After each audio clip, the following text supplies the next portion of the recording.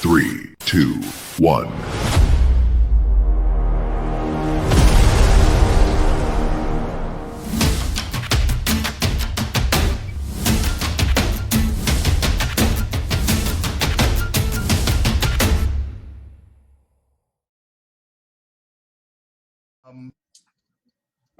Well, this is, let's start with some basics. Pick some good ones. Some basics, some really good ones here. I like this one. What's the number one question you hate being asked over and over by gym bros? How much do you bench? How much do you bench, or specific people asking me what my cycle is? Yeah.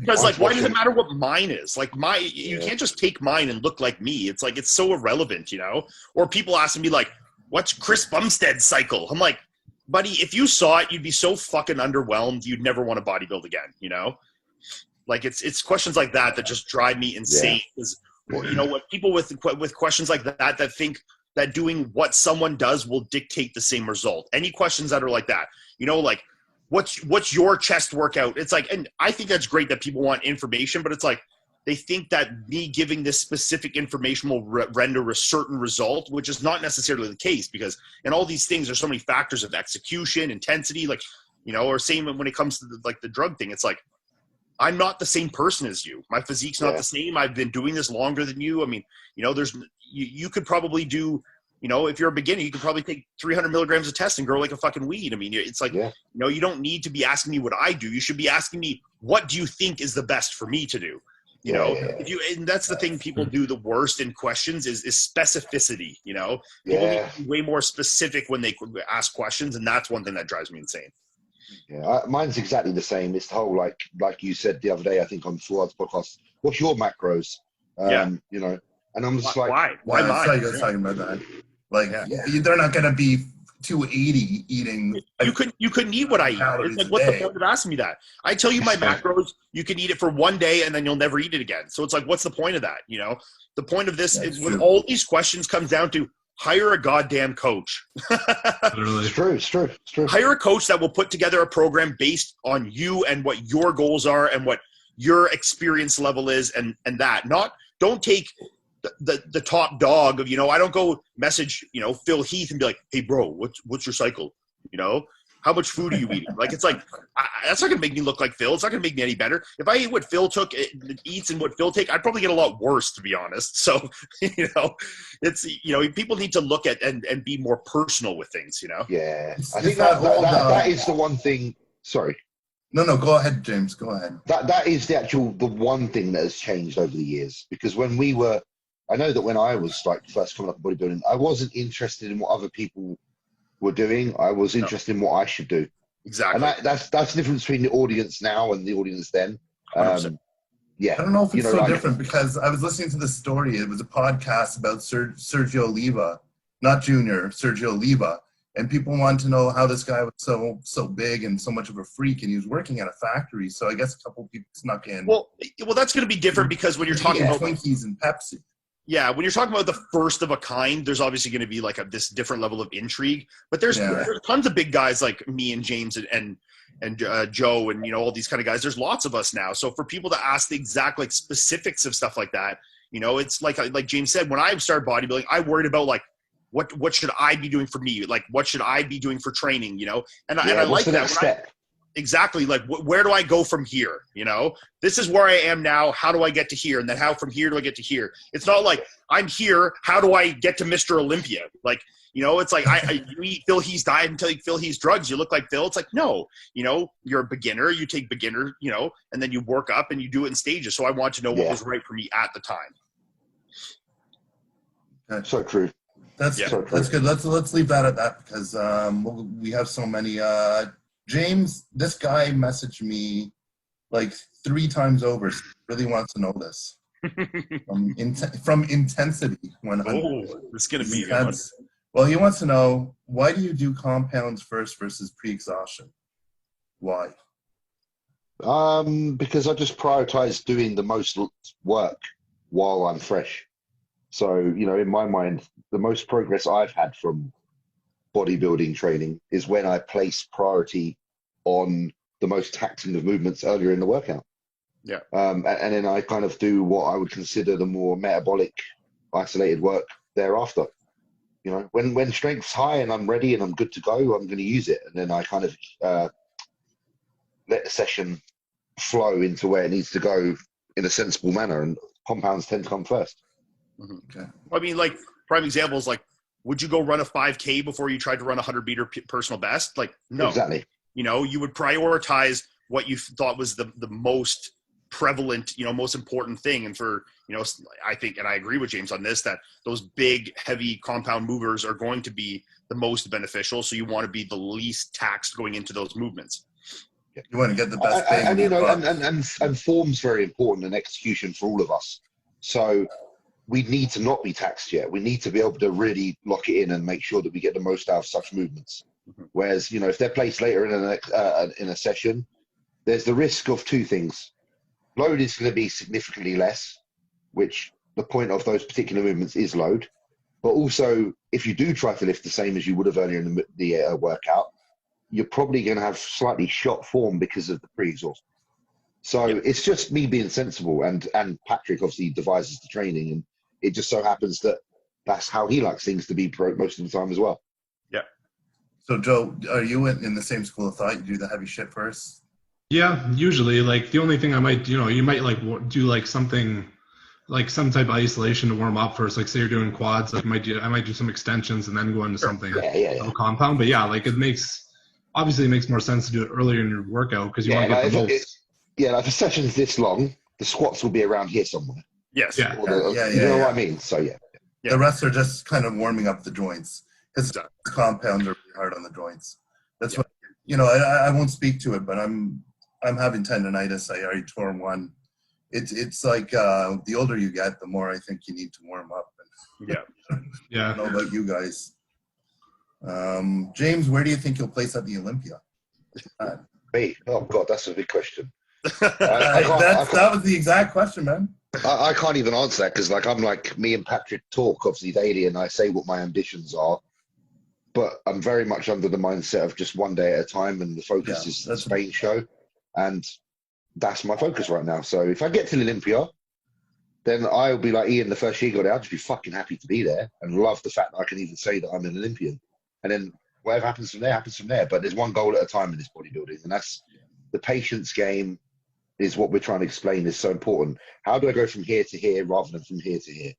You know, in time, in due time, things will come, I think. But right now, the focus is the next show. That's a good answer. That's a good answer for people like amateurs going into their first couple shows. Should never be like super expectations. Just play by ear. Well, and I think that the biggest lesson there is like, don't like skip ahead and lose sight of what your immediate like intention is. Like James isn't qualified for the Olympia yet. He shouldn't be focusing on was Olympia placing. He should be focusing on Spain, which he is. It's like you know, how am I going to spend $1 million? I haven't even earned a fucking $1 million. Yeah. What are you going to do with your first $1 million? Like, I don't know. I got to make it first. Like, yeah. Exactly. I mean, and I think that's a great mindset that you have to have. I mean, and going back to the conversation we had earlier about just setting yourself up for disappointment. I mean, like, if James starts, you know, squawking off here and thinking, you know, blah, blah, blah, I'm going to win Spain and be top 6 at the Olympia, and then he doesn't achieve that, like, where's that do to your mind state, you know? Like, I'm all for people having, like, the winning champion mindset. And I think that you should be confident in your abilities, but you also need to be realistic in your abilities. And I think that's one of the main goals or main rules in goal setting is attainability, right? And progressive in your goal setting. You know, so for James right now, his goal is Spain. The focus is on Spain. Okay. If we qualify after Spain, okay, then you reassess the goals. You know, then you say, okay, I want to do the Olympia first year, just want to, you know, get a placing, whatever. Okay. Now, second year, I want to win this show. I want to get to the Olympia. I want to be top 10. Goals adjust, and they need to be periodic and progressive, you know? And it's been like that since I even fucking turned pro. Like the first year, by the end of the year, I wanted the top 6. I would have been happy, and I got a 6th in Prague. My second year, I wanted to be higher than 6th, and I managed to get a couple of 3rd places. So because I never put that pressure on myself, I was never like, I have to win this or after that. Things, they come, but they don't come at the cost of your sanity. Yeah. Like, because it really can damage you when you're, like you say, when you apply such pressure to yourself. Like, you can quietly know what you're capable of. You're allowed to like think positively, like you say, but just be mindful of like what's out there in the world said and what's, and just, sometimes you just got to set the goal here, get it done, and then talk about what you planned on doing, because then you've already done it. So I don't know. Yeah, I think there's just a certain order to how you approach things, and I think Ian's knocked the nail on the head there. Just be very considerate of where you are and what you're trying to do, and don't try to jump too far. Yeah, it could be too. Ian and I had this conversation last podcast. A lot of fans kind of don't know what's going on. Yeah. No, exactly. The majority of people don't follow bodybuilding. They follow bodybuilders, right? There's a difference between following bodybuilders and following bodybuilding. There's two separate things. I mean, you might be a fan of Usain Bolt, but you might not know track and field, So, I mean, there is differences in those things. So, they might very well think James is going to the Olympia, though. Well, people might, and I think for the concept of already qualified. I think the concept of James going to the Olympia is extremely realistic and attainable. So, I mean, and that's where his mindset is doing Spain and accomplishing that first and foremost. And then after that, goals reset, right? Yeah, James, I didn't mean that you don't have potential. What I meant is that fan might think you're already qualified. Oh, yeah. Oh, no, it's surprising how many people think just as soon as you're a pro, IFBB pro, you can just go to the Olympia. Go to the Olympia, yeah. Like people that aren't overly educated on how the system works. So that and that's not their fault. Some people aren't that into it. No. They just think that as soon as you're an IFBB pro, you can go to the Olympia, and there is a few like that. So for those people that are listening, it doesn't work like that. There is a system in place where you have to qualify. You can't just waltz there. It's a big show, and it's only for the top dogs. When I look at any three of you guys on Instagram, I would, if I was just looking at bodybuilders, I would be like, yeah, those guys are going to the Olympia. Yeah, I would think, so. I mean, I'm just to give that guy credit. If that totally. Like I say, they see to be an IFBB pro, you have what is considered a world-class physique. So they look at you and they think, okay, you can go do the world-class show. But there's pros and then there are pros. I mean, of course. How can I say that? You guys are elite level pros. You guys aren't just like, the guy who won his classic physique pro card and he's going to do 4 shows and then drop out. But this goes back to the point I was saying of people following bodybuilders versus people who follow bodybuilding. There's people that will follow certain bodybuilders, but they don't know the other people competing, or who you could be doing the show against, who's qualified for the Olympia, and the logistics, and they just know specific bodybuilders. So there is a difference, right? Yeah, definitely. Let's go, Ian. I wanted to talk about, I wanted to ask you these questions, and I'm going to clump them together. Okay. Really quickly, because are tacos anabolic? Yeah, I guess they could be for sure. I mean, depends. Like, you're getting like a good fish taco or chicken. I mean, there could be a good amount of protein in there for sure. Yeah. What about the grain from the corn? And that's good. Yeah. What's wrong with that? I ain't got no problem with grain. Well, okay. And this one in particular is interesting. What are the macros of eating ass? Why I got this probably is because Melissa was doing a Q&A yesterday. I don't know if anyone saw this, and someone asked. We were sitting in the car driving, and someone asked her, "What made you fall in love with Ian?" or something. And then she's holding the camera. She's like, "What made you fall in love with me?" And then turns the camera to me, and I just look at the camera like dead serious. I'm like, "Because I eat ass." So they're throwing that back at me today. So that's funny. Makes sense. So it's not shit you're putting on their diet plan. That's good. Yeah, that would be funny. Ass. Off-season style with Patrick. What's the difference then with other coaches? So I think they're saying in the off-season, what's the difference with Patrick then with other coaches? This is a very, very vague question to ask, because I mean, you're talking 3 different athletes that we could all have done something completely different in the off-season. I mean, our bodies could respond to different levels of food. I mean, different things. It's completely different. We could have all been taking completely different compounds. I know one thing Patrick does believe in, and that you can see with all of us, James' physique especially too, I mean, was that he definitely believes in maintaining a decent level of conditioning and, keeping, not getting too sloppy, letting the insulin sensitivity and these things go away. And, that's, I think, something very important that obviously, look at any of us, has definitely rendered a positive result going into a competition season. You're not worried about, trying to reset all these things and trying to, the first couple of weeks really push the calories down and, trying to get that body fat off where you can be more in a, positive state the entire time, right? Where you can have more goals than just burning fat at one time, like where you can see James has obviously made significant improvements to his physique while he's been prepping for the show as well. So, it's not just been like, oh, we got to hammer down, 4 hours of cardio a day and get all this body fat off because we went crazy in the off season. So I think that's something that's definitely, a positive thing. And I mean, even for me, because of the level of conditioning I kept in my off season, keeping everything fresh, like from an insulin sensitivity standpoint and, from all my, metabolic functions, when I started prepping, like, just from a tiny change in calories or introducing 20 minutes of cardio, I changed drastically, where previous years when I've had a little extra body fat, to get that bit moving at the beginning, I mean, you're like killing yourself to get any response, right? So now this prep, I had a lot more focus on, maintaining, getting a good level of fullness and keeping training performance high. We had other things that were primary functions other than just getting lean, try and keep, keep the strength high and, try and keep all that tissue and keep the fullness and keep these things and not just primary goal of let's just kill everything to get as lean as possible, Yeah, absolutely. I agree. Mine's exactly the same. The nature of the approach is not just let's get the weight on the scales down and get the body fat off. There's just those cofactors as well, like performance. Performance has been so different, especially for me this year. Like I've never come into a show feeling as well, equipped in terms of performance when it's gym time.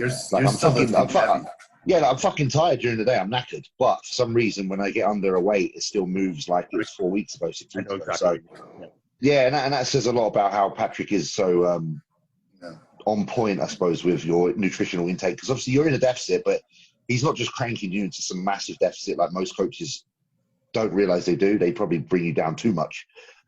So I just think he's just got a very good eye and he just understands from the feedback you give him how much to play things with. Yeah, that's something I noticed with him, especially, is that he's very good at letting an athlete know themselves and taking the feedback into extreme consideration.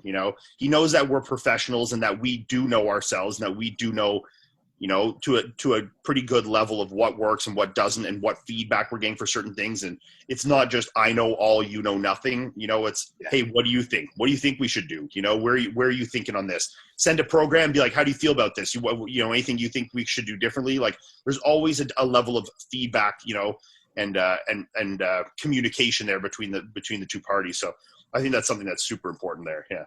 Yeah. Joe, I was looking at your progress pic you just posted. You look tight. Looks very good. You posted. Joe looks very tight. Joe looks ridiculous. Yeah. Oh, you're talking about me. I was like, who are you talking about? Yeah. I was looking at the progress pic you posted today. That was just a bit earlier today. Yeah, it looked good. Great, looks really good, man. Looks the best. Well, that's what I was saying. Before, like I feel like I've already gotten improved from the last show, just from going right back into it with a better mindset. But like they're saying, like with Patrick, it's like every day it's like subtle changes. It's not like he's not like drastically making you go into a deficit or something. It's like very subtle. And I found like just like what James was saying, it's like I might nap throughout the day, but it's like when I get in the gym, like my training is really good. Like the whole prep, like it's it's good. You have some days where you might feel it a little more than others, but like like the performance in the gym, like you can tell that like the diet is structured to I think this is something get that you in shape. I think this is something that people very undervalue, is the ability of training as a method of burning body fat. And people worry about the cardio and they worry about these things, but if you let your training performance slide so far, and your intensity and your cardio and your training slide so far because you're pushing in such a deficit, you're having to push more calories because you're now then decreasing performance. So it's a double-edged sword. If you keep the food higher and your training output and performance is way better, one, your level to probably maintain or even accrue some muscle tissue is much higher, and your output in terms of caloric burn and burning body fat, even in weight training, the potential is much higher. So if you completely just tank your performance, you're losing on both ends there. Yeah, absolutely. You're burning the candle at both ends. Exactly. Yeah. Yeah. So What about injury post show or post dieting? How would you mitigate that factor? This is not a question on the thing, but I'm just wondering. That's really specific things. I mean, it's like, if you're someone that's not injured, it's not really a concern. Obviously, you need to take the individual and the specific, encounter in consideration, So I think, if there's obviously that'll have to be tended to if that is a situation, but I don't know if any of us are fighting any significant injuries right now or anything. So it's not something that's really at the forefront of your mind when you're prepping, right? Yeah. But the older you get with the intensity piece, I mean, I'm thinking, I'm not saying, but there's a difference. There is a difference between intensity and load. You can be extremely intense, have your intensity cranked to 11, but you don't need to be squatting 700 pounds, So, I mean, there's a large difference between intensity and weight, So I think that's where you need to find the variance. I mean, you look at guys like me or James or Joe where, we're slugging super heavy weight because we can, because we're capable of it, because we feel safe doing it, because it's something our bodies are accustomed to. And right now we don't feel any risk of doing so. You look at someone like Fouad, for example. Obviously, Fouad has had to adjust his training. I mean, he's, definitely been riddled with injuries over years. And as the loads he's using lower, absolutely. Is the intensity different? 0%, Yeah. The intensity is internal, and that's something that you're bringing into the workout, you as a person. The weight is something the gym is providing, so you have to separate the two, Yeah. Okay, good answer. That's good to know. How often do you poop in the off season? Are you more or less? I'm more pre-contest. My body's so much more efficient. Yeah, that's efficient as fuck. Like right now, I could probably have 2 to 3 really nice ones a day. Yeah, I'm at least that. Yeah, I go pretty frequently, but I'm also like I'm like what you call like a boredom pooper, So if like I'm sitting and I'm like just bored and I'm like, I could probably go, I'll just go and like it'll be like a little kitten turd, But it's like I probably didn't really need to go, but you're bored, so you might as well go, It's Are you one of those guys doing with cigarettes 10 years ago? Pardon? What's that? You're basically just replacing what people were doing with cigarettes 10 years ago. Yeah. You know what I mean? Like just. I hate people who do that though. They go in and they bring their iPhone or their iPad or some device and they're in there for an hour. It's like, what the fuck are you doing? See, I'm a boredom pisser. Like I piss even if I only need even if I need a sprinkle. I do that too. Yeah. Sounds like a prostate issue. Well, it is. No, because obviously I had a bladder issue when I was younger, so I do think it's still somewhat prevalent, but just not as much as it used to be. Well, and also I think psychologically that probably is carried over for you as well. Oh, yeah, definitely. Because in my head, I'm measure of like, just make sure we're good here, Yeah, just in case. I don't like just in case. This is also probably like a super OCD bodybuilder thing, but when I'm prepping and I get really close to a show, and I know this is ridiculous, but I feel every little piss I can squeeze out is like making me a little drier, Especially the day of the show. Yeah, every time I'm pissing, even if it's 3 weeks out, I'm like, I get a good piss out, I'm like, oh yeah, like I'm looking at my abs in the mirror, I'm like, I'm better now, There's nothing worse than... I feel that way. I feel that way when I do a poo. I feel the poo is the one. I was sure like that. Like right after you take a nap, you wake up, you take a long piss, and then you look at yourself. You're like, all right, I look dry already. That's the look right there. Yeah. Well, that's why it's so dry in the mornings, isn't it? Like obviously you go to bed at night. I do drink a bit of water through the night, but not as much as I piss. And then obviously I take some shots in the morning, and I'm dry as a fucking bone. I love it. Yeah, yeah. You guys have a peak time. Like I know, like when I wake up, even in prep, but even in my office, like I know if I wake up at 3 a.m. or 4, I'm gonna look just perfect. Like I'll still be a little full and dry, but then if I sleep through it, I get too dry and I lose some fullness. Flat, yeah. See, I'm different. Like I'm very dry in the morning, but I'm also someone, and like this is something Patrick and I have had to really learn, that my flatness level, like I flatten out, like I'm completely different bodybuilder first thing in the morning than I am with a little bit of food and water and salt in me, Yeah. That's something, especially like when you're doing shows where you have like a 10, 11, 12 a.m. prejudging, 12 p.m., sorry. Yeah. But like morning, afternoon prejudging is something that we have to be very mindful of, with your water and your food intake, because that's not a lot of time for me to gain that look back if I flatten out a ton overnight. So for me, it's like I need to, really make sure that, everything's in accordance so that we can, get it in time, right? Definitely, yeah. This is what I saw. I think it was on Fouad. You guys were talking about diuretics, and somebody was saying like diuretics are the sure bet. But maybe it wasn't. Maybe it was Dusty Hanshaw. Maybe it might have been. I think I remember I was saying that. Yeah, we were my own. Yeah, because I remember saying like I've always kind of relied on them, if I'm honest, because oh yeah, you were saying it. All of my good best looks have been almost to the point where I've carved up to a fucking max, and I've almost looked like a watery mess the day before, and then I've just dropped the diuretic the night before and literally peaked nicely in the day. But that was always my approach, and I'm very interested to see what I do. Why we were talking about this, Paul, is because I had said that you kept full water diuretics and used no diuretics for New York. So then, and James was saying that he'd always been very reliant on them. So we'd kind of just got into the discussion of how it's interesting, seeing what's capable on both ends of the spectrum, right? Yeah. I would love to not use one and get it right, because I feel like the intracellular water can really aid your look and your pop. And I feel like I've never come into a show with the pop that I know that I have on a regular day because of diuretics. So that's why I'm very interested as well. You know what the best part of not taking a diuretic for a show is that after the show, you feel completely normal. You never have any water rebound. Dry mouth and nothing. Like you're never puffy. You go eat one cheeseburger and your hands and your feet feel swollen, or you get on the plane after and you're like, fuck, I feel all fucked up. Like, you just feel right as rain, like right after. And that was like the best. And you get straight back into it, can't you? You can literally if you want to go to the gym, you want to go back to the gym next day, you can.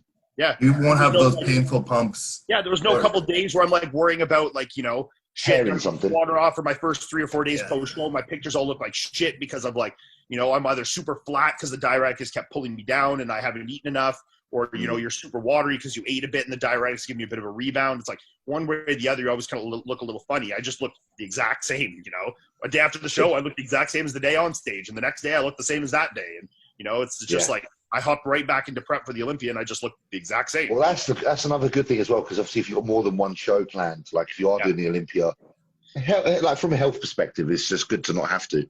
Yeah, definitely from a health perspective. I mean, this year for nationals, I don't know what happened afterwards. My edema was through the roof, but you got to eat healthy after you're done a show too. Yeah.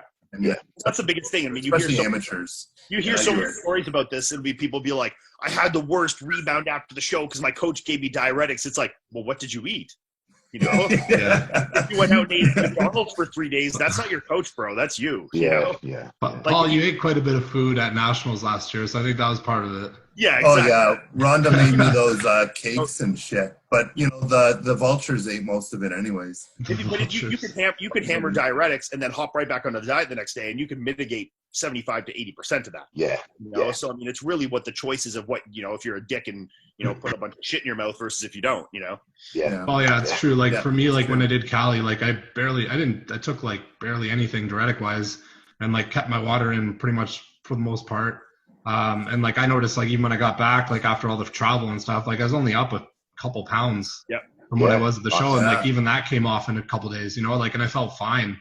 I didn't get any crazy retention, but I also didn't go crazy on junk food or anything after the show. And that way, Joe, as well, it's a lot easier for you, someone who is doing more than one show, mentally to get back into routine as well.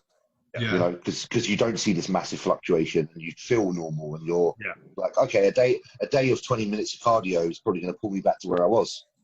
Yeah. Hey, Joe and Ian, I'm curious, not on the diuretic note, but like you guys are both, Ian, you're hanging on for another 13, 14 weeks. So from New York, that was like, what, 16?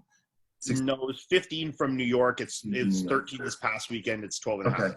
So obviously you're kind of eating kind of a little bit more. Yeah, a little more. Like we're not in a deficit, but we're not, like I'm not trying to push my weight up. Like I'm not trying to get back up to 275. I'm only sitting, I was 252 or something on stage in New York, and I'm only like 261 right now. Like I'm not much up, So I could diet for 3 days and step on stage by next weekend if I wanted to. That's a nice position to be in, isn't it? Yeah. So it's like what we're really doing is the food is high enough that I'm not hungry and that my training is 100% optimized from an energy standpoint, but that we're still maintaining as low of a body fat composition as we can, Nice. So, and Joe, I'm curious because you're like getting tight. Did you increase your calories at all, or did they kind of stay plateaued? Like I basically my cardio is pretty low. Like I've been doing like maybe 20, 30 minutes a day. But like diet wise, it's like I would say I've been eating a little bit more, but like my body's still like I think my metabolism's just up from like just from prepping and the first doing the first show and just going right back into it. So I think I think that, and like I said, the mindset and everything, it's just my body's just continuing to tighten up more. Like I feel like where my weight's at now is pretty much where it was like 5 or 6 days out of Cali. So like, you know, I'm waking up, like my morning weight or whatever, you know, it's around the same as that. So I know like even now, like I know I can be even, you know, better conditioning and stuff, because just based on where I'm at, like 3.5 weeks out. Yeah, so good to hear, isn't it? It's just reassuring for yourselves when you keep yourself in a smart place rather than do stupid shit. Yeah. Mm-hmm. And you have to also be realistic. I mean, like, am I going to gain any significant tissue in 12 weeks? Probably not. And even if I gain 2 pounds, you know, a pound, whatever, and I push up, the second I diet, because that tissue is so fresh, I'm going to diet back down. It's just going to dissipate right away anyways. Yeah. You know, you're not going to accrue significant. So the point here is, you know, like we talked about before, control the variables you can control, you know, and what I can control is making sure I'm training the hardest I can and making sure that my diet is optimizing that training, you know, obviously putting an emphasis in my training based around where my weak points are and trying to improve them wherever we can. And then obviously, you know, trying to manage the levels of fullness and conditioning to make the look as good as possible come 12 weeks. So, I mean, really the goal now is to just keep getting better at the same weight. You know, if I can sit around 260 and keep getting better at this exact same weight, then that's the ideal. You know, if I can just keep looking a little tighter, a little fuller, a little sharper, seeing a little more details, and my weight is staying in the same range, then goal accomplished, right? Yeah. Yeah. And I think you guys have been very scientific about tracking. I'm sure Patrick is very scientific about tracking all the variables. So what needs to be done to bring you there. I think that's key to bodybuilding. I think that's, you know, the one component people don't understand is that it's not about the drugs. It is about it's about everything, but it's not as much about the drugs or the training as it is the consistency. It's just isolating the variables. And I'm terrible at this. I can admit it. I mean, if you can track all season and be meticulous and figure out where you're going in your diet and just shave like the calories off slowly, then you're in a better place than someone who just does something rash, like cuts it in two, right? Yeah. Oh, yes. Absolutely. Yeah. Yeah. Okay. Questions. Sorry, guys. You guys chat if you want. I lost my Instagram spot here. Oh shit, we got a new one. Current split.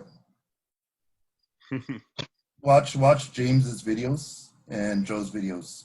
Well, that's what I always have to say. I'm like, if you do want to know what I'm fucking doing, I have got YouTube. Just get your fucking ass on it. Well, and not to be condescending or anything. I'm not trying to. But I'm just like, fuck saying, me. Like, you follow me, you follow me that channels. much. Yeah, but also, I'm thinking, so you've been following my Instagram for that long, and I've fucking put stories up and say, look, this is happening. I know. Yeah. Come on, mate.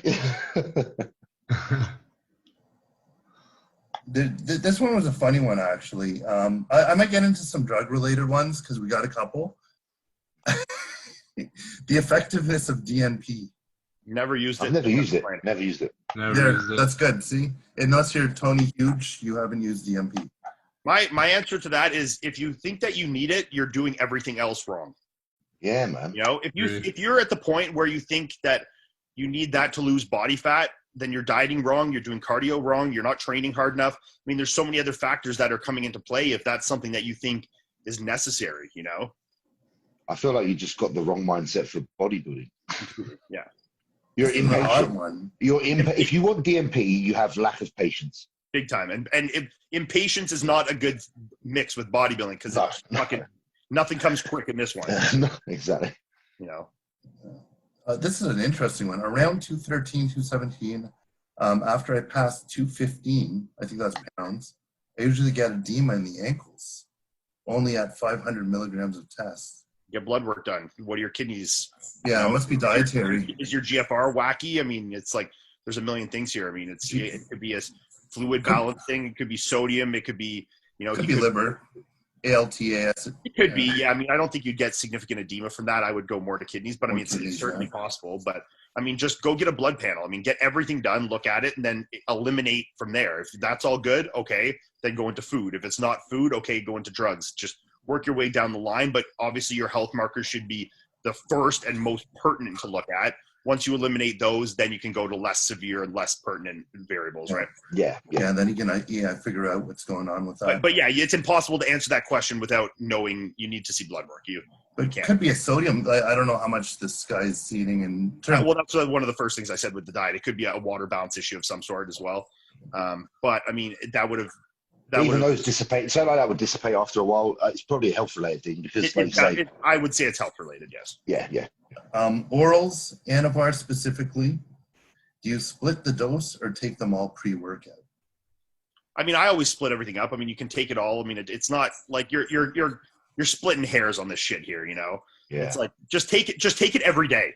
You know. Yeah, but there's some things with different half-lives, right? I think. Pardon? Even so, it's like you tell me you're going to split a halotestin tab that's like 10 mg. Yeah, exactly. It's irrelevant. Like these things, it's like it's splitting hairs, and you know, Paul, that you're an overthinker with these things, so you would go into the same kind of question that this guy. I would. Yeah, I probably would. I would. This is the thing, and I tell this to everyone. It's like just do whatever feels convenient to you. If taking that pill 3 times a day is gonna render that you might forget it once and be inconsistent with your dosing, then take it all at once. If you think you can remember to take it.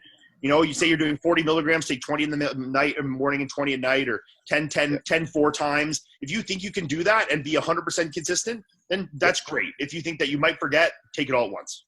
What can you personally adhere to without going spastic? Exactly. That's all that matters. That's all that matters. Yeah, I think it's just a matter of doing it consistently every day, no matter what method you choose to do it. And look, I've done it every way. I've taken all my orals at one time pre-workout, thinking it would give me better pumps. I've split it up, so I'm taking one thing 6 times in a day. I've done every single way. What was the difference? 0. The outcome at the end was literally 0. Yeah, but you guys are playing with much bigger variable. Like it's a big picture for you guys. You do so much more than the average gym rat to retain mass. I mean, even so, you're so much more meticulous in everything else. Yes, but either way, it's even less than for those people, because for us, we're so much more meticulous that these little variables can matter so much more, because when you're that advanced, to get 1% better is much more difficult. When you're talking about someone at a very, coming in level like that, anything is going to render results. So just take it every day and make sure you're just consistent. And I think the biggest thing and the biggest learning thing here is just building habits. It's building good habits as a bodybuilder, building the habits of consistency, building the habits of, doing these things every day. I mean, that's really what you need to do. Because, I mean, how many guys do we know that are like, oh, I did my shot and then I forgot my shot for 3 days and then I did it, I've been out of pins for 2 weeks, so I didn't do a shot, or, oh, I took my Anadrol for a week and then didn't. It's like, okay, if you can master just taking it once a day, every single day, then start worrying about the splitting doses, these things. And really, at the end of the day, the only thing I think really, even then, it's splitting hairs matters that much about splitting doses is growth hormone. After that, just fucking take it once a day. Yeah, same. I agree. Yeah, I remember I used to know this guy in university. He'd just take a shot whenever he felt like, I would be over there. He's like, hey, I'm going to take a shot of so-and-so. And I'm like, why? Yeah, exactly. You're absolutely right. People are like completely irrational. HGH frag, is it any good? I don't even know what HGH. I know it's a peptide, but I don't know. Yeah, it's a peptide. It's a peptide fragment that people use for body fat loss. I mean, look, at the end of the day, so many of these like nonsense little things. I mean, like the IGF peptides and these things. I mean, you're wasting your money in a lot of cases. I mean, you can't isolate just the fat burning part from a GH. Peptide chain. I mean, there's so many things that are so wrong with this. I mean, I know certain guys are super big believers in it, but at the end of the day, I mean, growth hormone's very expensive for a reason, and there's things for this, that's reasons for these things. So, I mean, I think a lot of the time people are just burning cash, hoping for, these little things, but at the end of the day, focus on the basics, focus on your essentials, and don't waste money on things like that. No, I don't think I think if you're looking for a fat burning, diet and cardio are your absolute fundamentals. And then if you want to get into your clenbuterol and stuff like that, then that's your next step. But, that's getting into these silly things like that. It's like the DMP question. Obviously it's like, you don't need it, But I have read MK677, the IGF output is really high in research. I mean, I think personally, I think peptides are a load of shit. I agree. Yeah. Yeah. Because I don't use them, and I've progressed without. I've never met a guy that was big into peptides that looked better than all the guys that don't use any of them. What about for injury prevention? The people that use peptides have the ones that I know heavily use them have quite a actual gross look. Yes. They actually ruin their bodies because I think there's a lot of impurities in them. The only thing I think these things like the MK or the GHRB6 are good for is if you're having a hard time eating, then sure, fire them in you. After that, don't waste your money. If you're looking for a growth hormone effect, take growth hormone. If you're looking for an IGF effect, well, take growth hormone. Or if you're so lucky to have Increlix, I mean, but even then, that's getting pretty scary, so I wouldn't even get into that. But that's a whole different ballgame. But I mean, just, how much you can accomplish physiques like me, Joe, James, any of this with just your basic anabolics. You don't need to be doing millions of peptides and SARMs and these nonsense. I mean, it's not necessary whatsoever, Yeah, and anyone that says that you can't, look at us all 10 years ago and tell us otherwise, because we're not genetic freaks. I don't give a fuck what anyone says. We're not. We're disciplined people and have spent a lot of time and a lot of effort trying to get to this point. Genetic components are very important, yes, but discipline and time is the most important factor. Because I know people with better genetics than me that couldn't see bodybuilding out because mentally they didn't have the fucking minerals. 100%. No, I totally agree with that. Yeah, totally agree with that. And the basics, that's what, people ask me these questions about the SARMs, and I don't even know what SARMs are. It's just all fucking people. Basics are the basics. And it explains the mentality of people. They all want to look for a secret, and there is no fucking secret. There's none. No. I did want to ask the healing peptides there, TB500. I use those are great. I'm all for them. Yeah, okay. Because I use those for my tricep, and I had a really good recovery. I feel. I don't know if Fuad did what he did, but those I've seen used with great success. But that's a very different thing than something that's going to throw your IGF through the roof and make you gain 50 pounds of muscle. So those are completely for healing and just for tendon, ligament, joint, stuff like that. And those in the US, you can even get prescribed through your doctor. I mean, those are used in medicine now. So that I don't really see as a peptide as I see as an actual pharmaceutical compound that can aid towards recovery. I see those in a very different light now. Yeah. Here's a question that comes up a lot on every channel, but when's the optimal age to start taking PEDs? It's a maturity thing, right? Like this is a mental state. No one can tell you other than that. I mean, when you feel ready, when you feel like, okay, there's a limit. Do I think that taking steroids at 14 years old is safe or good? No. But do I think, after that, once you become an adult and you think you can make informed decisions, after that, it's really when you feel comfortable doing it and when you feel safe doing it. And when you feel that you have enough information to do it safely and properly. And after that, I mean, it's really just, these are personal decisions that no one can really tell you the right or wrong answer. You're going to get guys, that started at 17 that are good, healthy pros. You're going to get guys that didn't start till they were 25. I mean, there's no right answer to this. There's not. It's so circumstantial and dependent on who you had around you to even help you in the beginning. Yeah. And I think that's a good point to make. And I also think that's before you even go down that endeavor, you should look into getting, some kind of resource, hire a coach or get someone that knows what they're doing, and that can make these decisions and help you along with these decisions if you're not feeling confident in the information you have at hand. Or, we all know how much the internet can be such a fucking clusterfuck. There's, there's a million different people with a million different answers, and it will for a 17, 18-year-old, all it's going to do is confuse the living shit out of you. There's going to be one guy that says, don't ever take tests, DECA only take SARMs, only do this, only take steroids when you're 25. Oh, all pros started steroids when they were 12. I mean, everyone's going to have a different answer. So your best is to use social media, reach out to guys. That's what these platforms are great for. Find a coach, hire a coach, get someone that has a good track record, has worked with some younger guys, guys that you can relate to, like we talk to, big white guys. So we hire coaches that coach big white guys, Or find someone that you can relate to. Find a coach that coaches a few younger guys that you look up to and, hire them and say, hey, this is what I want to do. Do you think I should be doing this yet? And if they say no, yes, I mean, then that can aid you in your decisions, Yeah, and from a, my perspective, like, I would say that this isn't something you just pick up and do. It's like getting married or any other major life decision. You have to take time and figure out whether or not it's something you want to do long term, what your strategy is. And if you don't have a good strategy and you haven't thought it through, then it's something you really shouldn't even fuck with. Yeah, no, I agree. Yeah. I want to talk about the Society of Weight Training Injury. Have you guys seen those videos? No.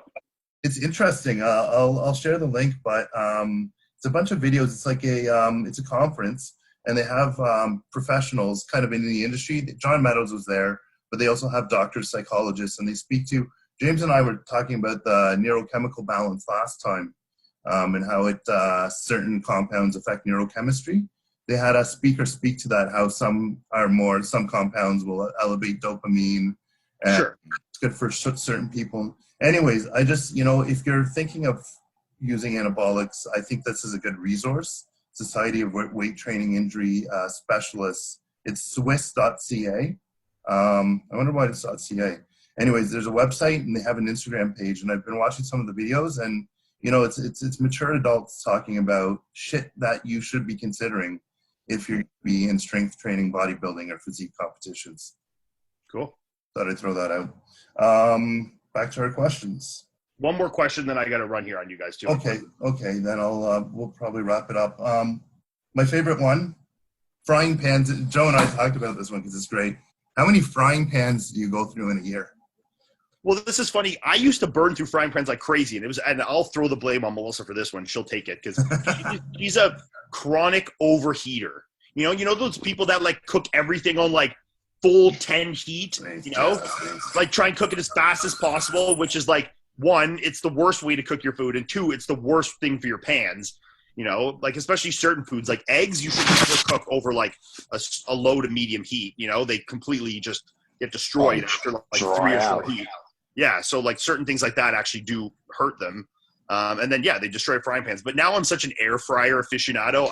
I use a frying pan like maybe once a day at most now, So I cook 5 meals a day in an air fryer and don't really use pans. Like I'm a rice maker, I boil or microwave my potatoes or bake them, whatever. But everything else is done in the air fryer. Yeah, I think overuse really is the main contributor I found, because I used to use the frying pan all day for every different meats, different fucking eggs, and like I say, going in a little bit too feisty with the heat is definitely an issue. That's what gets it the worst is the heat. Yeah, definitely. But I probably only go through 1 to 2 a year tops.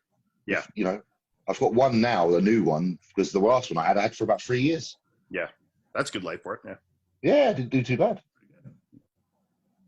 I go through one probably every couple months, to be honest. But I've been using now that I've been using the air fryer more, I can definitely say that the frying pan lasts longer because I've been using the air fryer a lot. But I think I probably just, because what I always do is I just like crank it up, and then once it's hot, I turn it right down. Yeah. But I burn through them probably every couple months. Like even just like the other day, I was like, crap, this one's like, I've only had it a couple months. It's already going to shit. So this is a thing my dad's always giving me shit about, and gave Melissa about too. Is my dad's one of those guys that like he still has things from 1975. They're in like pristine condition. Like everything he's had his entire life, and it's like maintained perfectly. Like all his clothes, all his tools, like everything is so well accounted for and maintained. And like he's just one of those guys that like. He grew up in the middle of nowhere with zero money, and everything you had to, fix it yourself. If it was broken, you had to fix it. You didn't have money. If you had clothes with tears, you had to sew it.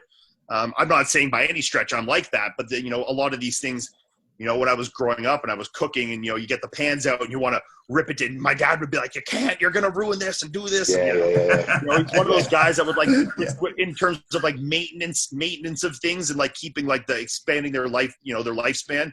He's always been on my ass with like those kind of things. He's like, oh, it'll last way longer if you do this, or same with car stuff. He's always on my ass about like the maintenance of these things to make sure. Yeah. And I mean, the proof is in the pudding, because I mean, the guy goes, we would go hunting, and I mean, he'd be out there with all his hunting gear, and his rifles and stuff that he's had since 1965, 1970, and they're in better condition than me and my buddies that bought rifles in 2016. So it's like it just goes to show the difference, of those generations, and the level of care that's, we come from such a generation of like, something's broken. Throw it away and buy a new one. Where that's like not even in my dad's like vocabulary, So that's something that's really, especially with kitchen appliances, is carried over to me. Yeah. That's an awesome trait to have. And I think that mindset and that kind of attitude towards things would very much help contribute towards a peaceful bodybuilding existence. Absolutely. Yeah.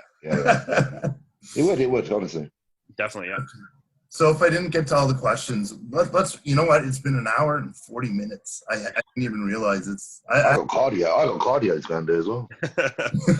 So we're gonna wrap it up. We're gonna wrap it up today.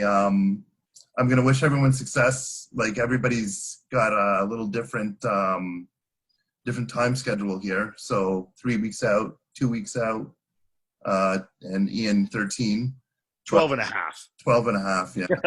But you guys are all going to, probably, well, maybe there'll be other shows in the works too. So let's cross our fingers and maybe all three of you will get to the Olympia. Yeah, that'd be awesome. If that's the case, it would be wicked to see you guys up there. And but until then, let's see what happens. I'm wishing you the best of luck. Thanks, guys. Mindset. Thank you. I'm glad to have you on. Have a good evening, guys. Bye. Yeah, we'll see you guys. Pleasure, guys. Nice seeing you all. Yeah, always great. Yeah. Thanks, Joe. Take care, guys. 3, 2, 1. 3, 2, 1. 3, 2, 1. 3, 2, 1.